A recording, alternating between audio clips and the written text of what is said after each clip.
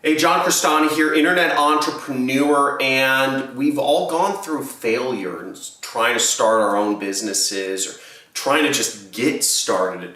I know failure more than anyone else. I failed a number of times before I became a millionaire. I failed a number of times before I was able to create multiple sources of passive income. And my first businesses, failing was the hardest thing because now I'm used to it, right? I've got tough skin. But when you're just getting started, when nothing's working out, when you feel all alone and frustrated, that's the hardest time of when you're failing. And I'm going to go through my experience of how I was able to break through failure and become a successful internet entrepreneur, because that beginning part is the hardest part and you're not even sure why you failed. I'm going to go through all of that and what you can do step by step of how you can get out of it. Let's get it.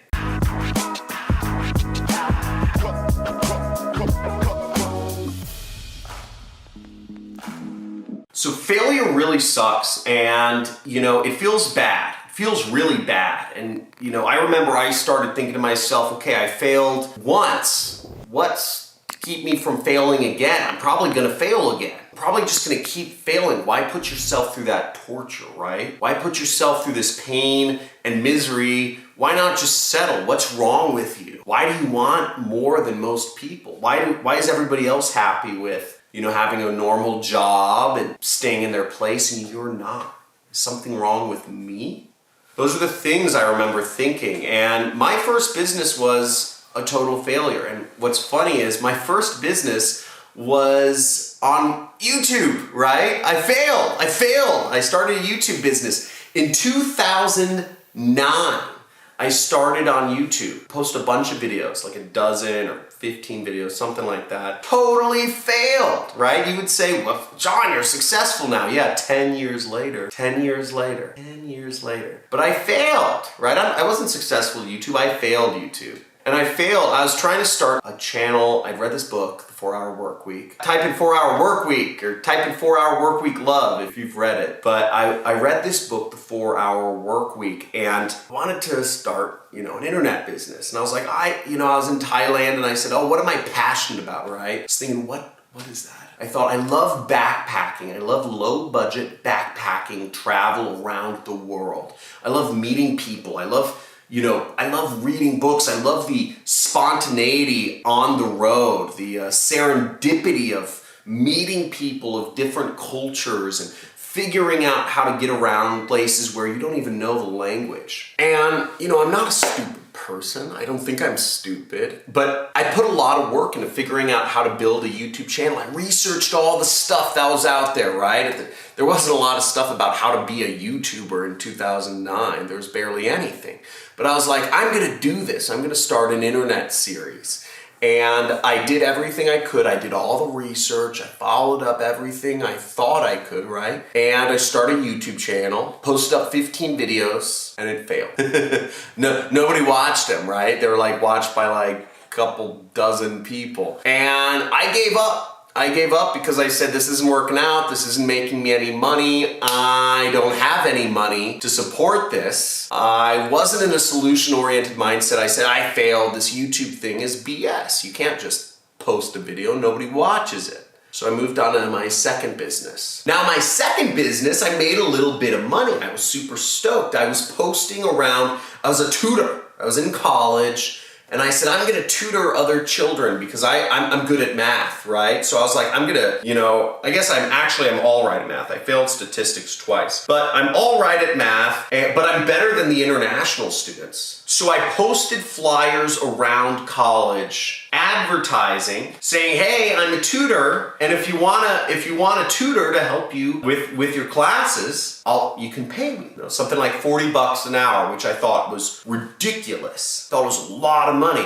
And I got some clients. I got some international students, mainly Asian and Middle Eastern international students, asking me to help them out. And I helped them out, and I got paid $40 an hour. And I thought I was rolling in it. I thought I was just so much money.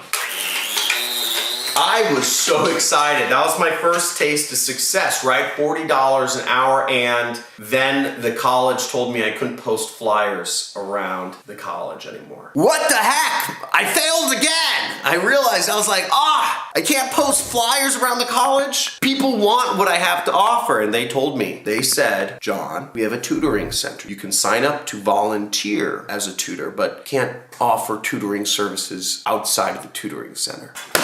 I said, what the heck, man? I didn't even know there was a tutoring center. And my second business, just like that, failed. Now you might be wondering, John, what's the point of this? Why are you telling me about all this failure? I want to talk about what I do when I fail. You might want to say, John, what do I do when I fail? Okay, I get it, you failed. Let me tell you another business I failed. I failed over and over and over and over and over again. But here's one of the key points, is I didn't quit. I never quit. I never quit. Successful entrepreneurs deal with more failure than unsuccessful ones. True story. Now my third business, I started selling online. I started selling on eBay. I was selling products. I was finding products. I was getting them from other people or other people's garages. I said, I'll give you half. I'll sell you a product. I'll sell your junk for you. You get half, I get half. I was doing stuff like that, and it started working. It started working well until it didn't. And my PayPal account got shut down for, I still don't know the reasons. They wouldn't tell me the reasons, but my PayPal account got shut down and I lost a lot of money and I wasn't able to run an eBay business anymore. And that was the next failure, and over and over and over and over again. There were more. I could go on, but I'm not going to bore you to death with all of the failures I have. The point I want to make to you is, John Crestani, an internet multimillionaire, you might think, oh, he grew up, everything's rosy, right? I failed more than you. But here's the difference, is I didn't whine about it. I never whine, never complain. It's just part of the process. Now, we have all been sold that the safe path is working a job, but that is not true. We've been sold this idea that the safe path is working a job and that the dangerous path is being an entrepreneur, is working for yourself, is finding your own little niche in the world and owning it. We've been sold that because the system has been built by the rich and the powerful people. The laws of society are built to keep the rich and powerful, and the poor, poor. Now, the safe path is not working a job. The safe path is a path of slavery. And it's a slavery of the mind. We've all been sold this idea that we are who we were born to be, that our blood determines where we go in life, our family,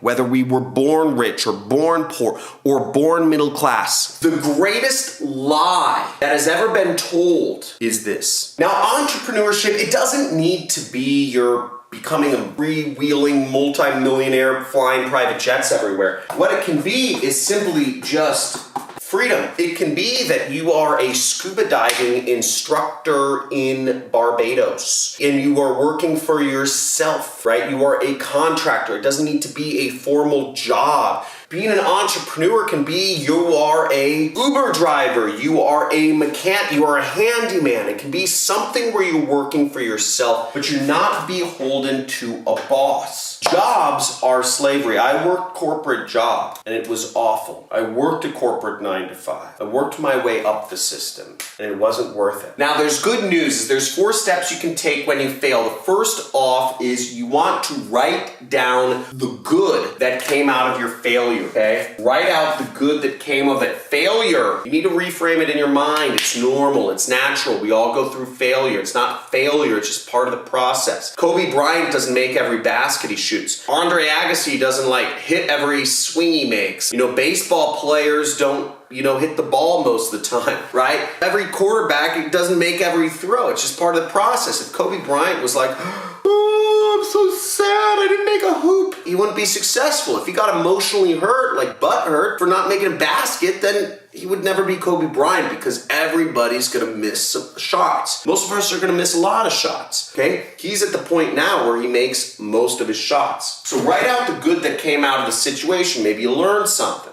Second is analyze. Analyze your failure. Analyze why you failed. What went wrong? Was it that you didn't work at it long enough? Let's say you're doing affiliate marketing. Were people clicking on your link? Did you set up the link properly? Was your pre-sale page bad? Was your targeting off? What do you think you did wrong? Did you just not get any clicks? Maybe where did it fall apart? Figure out why you failed. And this really goes into, I'll tell you kind of the bonus tip right here, number 4, which will help you figure this out better. But you gotta analyze your failures. If you don't know why you failed, then you're not doing it right. And that was the mistake I made. When I first failed, I never actually looked at my failures. What I did good was I just did stuff, but I didn't actually analyze and figure out, why did this business fail? Why did I get shut down from PayPal? Why did the school not like my posters? Why did, all this stuff. I never thought about it really hard so I could improve on it, which goes into number 3. Figure out improvements. Once you figure out improvements, this brings up a cool concept I like to call lensing, okay? So lensing is, there could be multiple reasons why you failed. One could be that you didn't work at it long enough. You simply just didn't work long enough at the problem and you would have made money or succeeded or whatever you're trying to do. Another reason could be that you were doing it wrong, okay? Another reason could be that the business model doesn't work.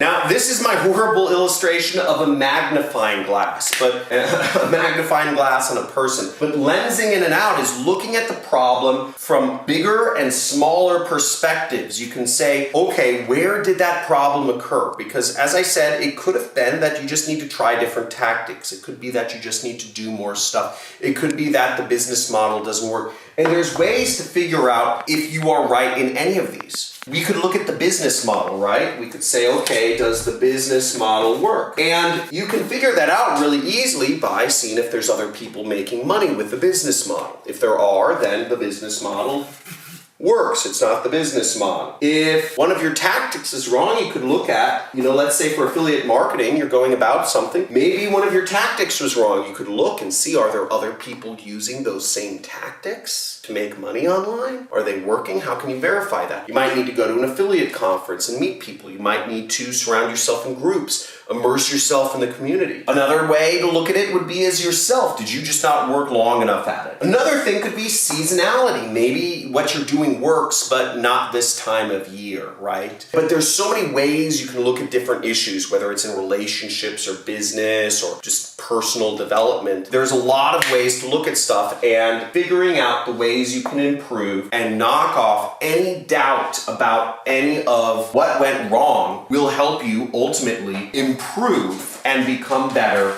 in whatever you're trying to do. And last but not least is surround yourself with successful people in the community. That whatever you're trying to do, whether it's improve your relationship or whether it's do conscious parenting or in business, surround yourself with people who are going the same direction as you, because when you do that, you're going to figure stuff out faster. Because if you're just listening to me, then you're going to have doubts, you're going to have skepticism, because I'm just one point of view, and you could say, John's wrong, right? He made a lot of money probably off the backs of people, scamming people out or whatever. I don't know what you want to believe. But the point is, if I'm just your only point of view on things, I'm the only successful person in your life, you need more successful people. You need more people headed in the direction. If it's money success or relationship success, you need more people surrounding yourself, more points of view, so you can be more confident in the decisions that you make, because you are not failing